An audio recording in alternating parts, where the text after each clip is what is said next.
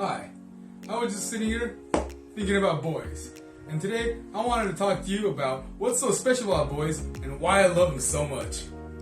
Hi guys, welcome to Wargaming Unit Review. Here at Wargaming, we don't want to just talk about the numbers and go over battle reports, but hit a little bit of everything with some fluff, and when we think of our armies, what brings the game to life for us. If you haven't checked it out yet, here's in the corner a video of XVCJ's review of the Fire Warriors and his Tau army.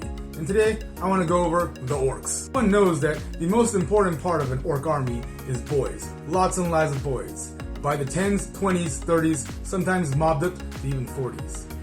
Almost every important unit in an Ork army, from the regular boy, Boss Nob, to the Ludas, Tank Bustas, even Commandos really, are the boys.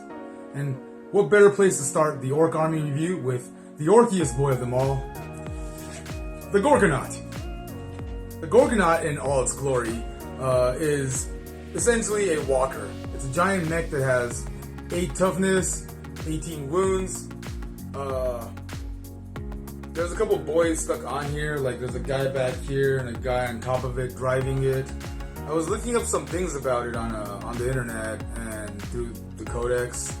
It mentions some things about the Gorkanaut is piloted by one knob, but very clearly on the model there's a second boy back here shooting the gun, so that kind of doesn't make sense. And it also mentions in there about how on Lexiconum they talk about how the knob that's piloting the Gorkanaut was kicked out of his clan for being a dick and shooting other boys as target practice, and then he comes back and wrecks his own clan. It's not a fun story. It definitely has uses for it. I don't know how XVCJ does this. It's hard to sit here and talk to yourself. It really brings a lot of respect to all the people that do videos of unit reviews or cameras themselves like this. I'm not sure what they do. I have an idea. Go jump.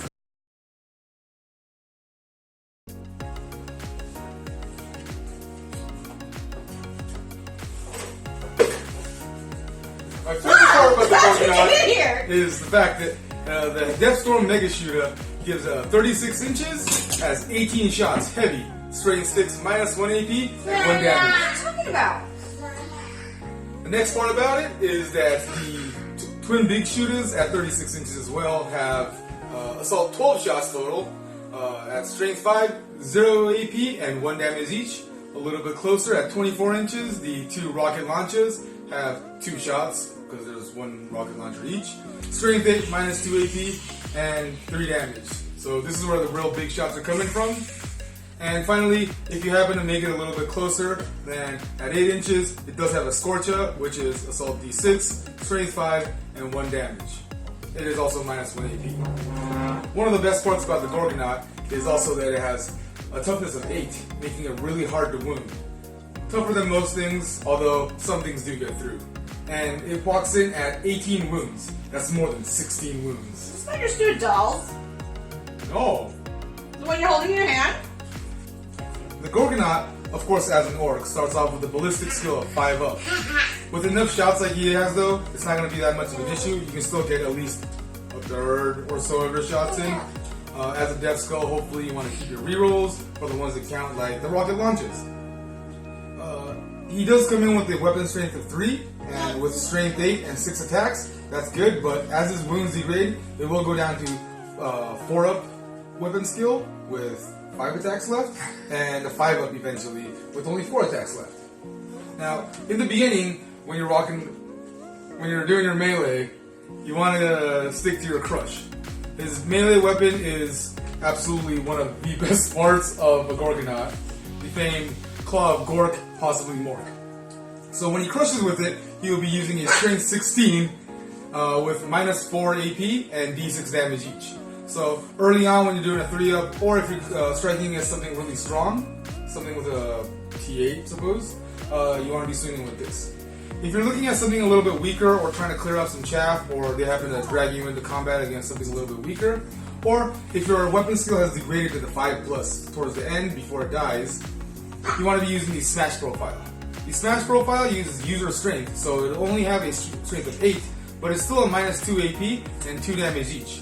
The important thing about the smash, however, is that every time you swing with it, you get to make 3 hit rolls. So, even at a 5-up, you still have a pretty good chance of hitting at least some of your attacks. One of the key abilities you need to remember when playing with the Gorgonaut is that he is big and stompy.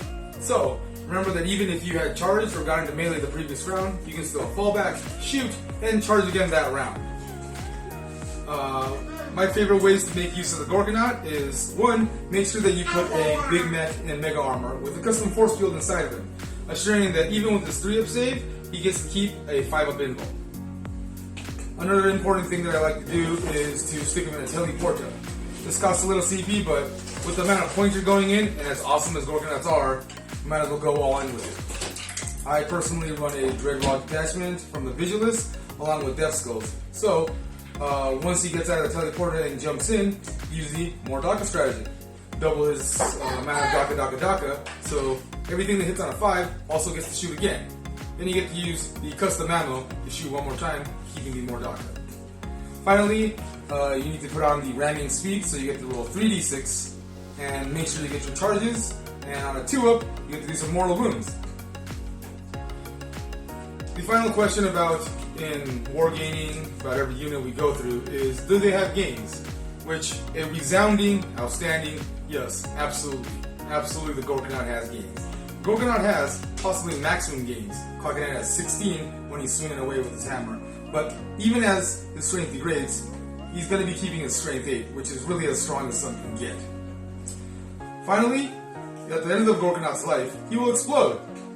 You have to still roll for it, but let's hope that he goes out with a bang.